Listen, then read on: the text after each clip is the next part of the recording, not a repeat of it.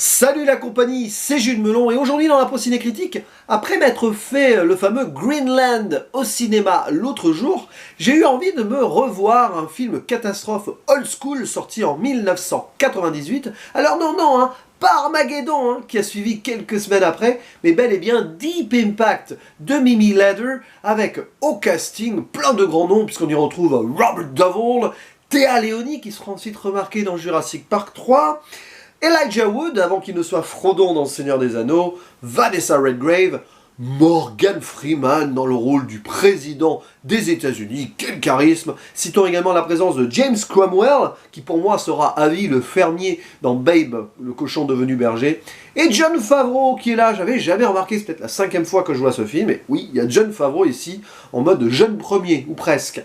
Et quelle est l'histoire de ce Deep Impact? Comme son nom l'indique plus ou moins, celle d'une comète prête à créer un deep impact sur la planète et peut-être éteindre toute forme de vie.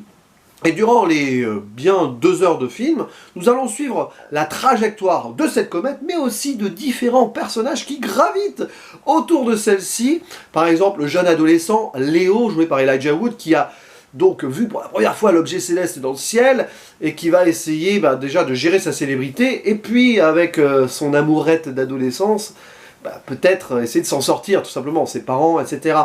La journaliste jouée par Téa Leoni, qui, elle, va tomber sur ce mystère, ce secret d'État, un peu par hasard, en croyant enquêter sur une maîtresse d'un des ministres, ou peut-être du président lui-même, elle ne sait plus trop.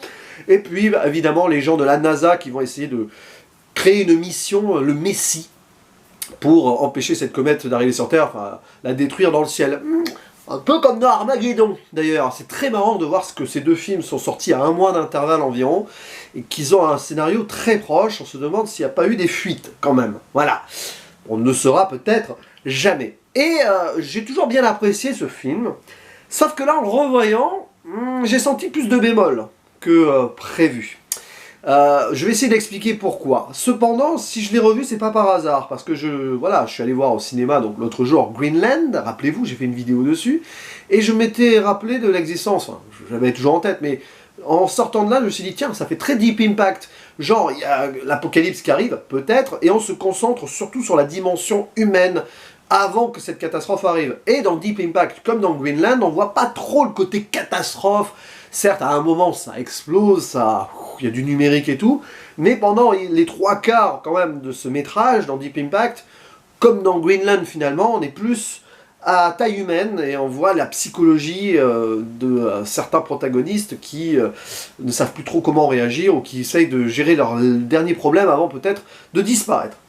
Et c'est ça que j'aime aussi dans le film catastrophe, pas que quand ça explose de partout, évidemment, c'est extraordinaire, tout ça, on en a plein les yeux, mais aussi de savoir comment l'être humain pourrait faire face à une telle fin du monde. Voilà, nous qui vivons dans cette période Covid et tout, vous voyez, il peut encore arriver des choses bien pires, mais ouais, alors le problème c'est que là, quand même, par rapport à Greenland, j'ai trouvé ça plus lent, plus aussi, on va dire quand même, disons que c'est plus grandiloquent que Greenland, qui était en mode série B presque assumé, on va dire ça comme ça, du moins avec le budget. Là, je ne sais pas quel est le budget d'époque, 75 millions de dollars, c'est pas un gros budget il me semble, j'ai la page Wikipédia vite fait sous les yeux, mais justement ça gère surtout les à côté, et ça me dérange pas, sauf qu'à un moment quand même, il y a peut-être trop de personnages, et on a du mal à s'attacher ultimement à l'un d'entre eux dans ce film. Même si j'aime beaucoup le petit Léo, d'ailleurs j'aurais aimé en voir plus du coup, du personnage Elijah Wood, c'est assez touchant là, son histoire d'amour naissante, etc. Son envie quand même de s'en sortir, mais voilà. Et l'idée de sélection du gouvernement des potentiels survivants aussi, comme dans Greenland. Et la journaliste, elle est bien gérée. Sauf que Téa Leoni n'est pas une grande actrice quand même, il faut l'avouer, voilà. Bien gérée parce qu'on se concentre sur ses parents séparés. Voilà, son père qui s'est remarié avec une femme qui est à peine plus âgée qu'elle, et la mère qui vit toute seule.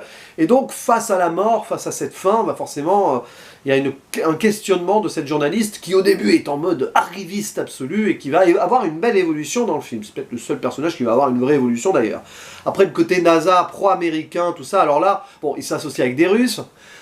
ok, mais quand même, disons que voilà ce qui me dérange dans le film au final, c'est pas forcément les longueurs, le côté un petit peu ennuyeux de certaines choses, parce que finalement, si on s'attache à la psychologie des personnages, c'est très bien, mais le côté très américano-centré. Alors évidemment, c'est l'époque, hein.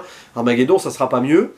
Et disons, voilà, le président des États-Unis, déjà, bon, très charismatique, Morgan Freeman, voilà, il en jette, quoi, d'ailleurs, la journaliste, elle moufte pas devant lui. Et le souci, c'est qu'on appuie peut-être un peu beaucoup quand même sur le côté, bon, c'est très américain, donc le côté religion avant la fin du monde. C'est logique. D'un point de vue américain, vous pouvez bien imaginer que si une catastrophe comme ça allait arriver, le président en appellerait beaucoup à Dieu, surtout quand les espoirs sont plus ou moins très limités. Mais là, c'est quand même, voilà, et puis la mission qui s'appelle le Messie, c'est très ancré dans le côté américano-centré. C'est pas forcément patriotique ultime non plus, parce que on est plus centré sur des citoyens lambda. Bon, il y a aussi les astronautes, là, conflit générationnel entre le vieux qui est pas respecté par les jeunes. Très intéressant d'ailleurs ce passage-là, où on voit celui qui est allé sur la Lune et tout, et les autres qui sont plus entraînés que lui, et ils le traitent comme un moins que rien, alors que lui, c'est un héros qui est vraiment allé dans l'espace, alors que les autres, ils ont fait que du simulateur. Très intéressant, un film un peu de vieux con, hein, ce Deep Impact. Mais ouais, il y a des moments où c'est quand même trop pompeux, et ça nous sort du truc. Voilà, puis la fin en mode pathos sur certains personnages, oui, c'est beau, c'est très beau. Les effets spéciaux, finalement, sont pas terribles, mais pas plus cheap que ceux de Greenland, quand on y pense, et c'est en 1998, donc on peut pardonner pas mal de choses. Mais voilà, sur ce revisionnage, c'est clairement la fois où j'ai moins apprécié ce Deep Impact, même si voilà, je suis attaché aux personnages et aux acteurs, surtout voilà, les acteurs que j'ai beaucoup suivis ensuite, et même un peu avant, là, James Cromwell, Morgan Freeman, Elijah Wood quand même, Robert Duvall dans un degré moindre, mais qui est très bon dans le rôle de ce vieil astronaute un petit peu sur le déclin, mais qu'on appelle pour sauver l'Amérique, et le monde hein, aussi au passage, mais surtout l'Amérique. Hein. D'ailleurs, les comètes, elles tombent pas loin potentiellement de l'Amérique, évidemment, elles n'avaient pas tombé en plein milieu du Bangladesh. Quoi. Voilà, mais, alors que moi dans Greenland, c'est différent. Mais voilà... c'est un film qui a un petit peu fait de gros sentiments avec des gros violons, mais ça passe quand même, parce que la psychologie, mine de rien, des protagonistes est très bien gérée, ça sauve un peu le naufrage, on n'est pas loin quand même d'un film raté, mais en mode quasi plaisir coupable, j'aime ce film, toujours.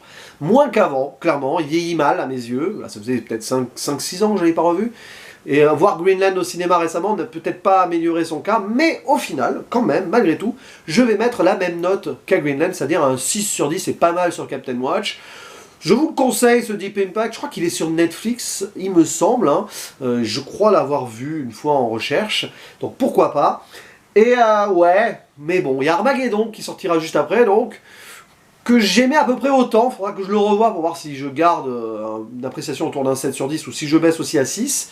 C'est pas tout à fait le même genre d'approche, mais c'est clairement des scénarios calqués. Comme quoi, à l'époque, en 98, aux États-Unis, ils avaient peut-être la phobie des comètes qui tombent, et il y avait l'an 2000 qui approchait aussi, donc voilà, on ne sait jamais. Bref, c'est tout ce que j'avais à dire sur ce Deep Impact.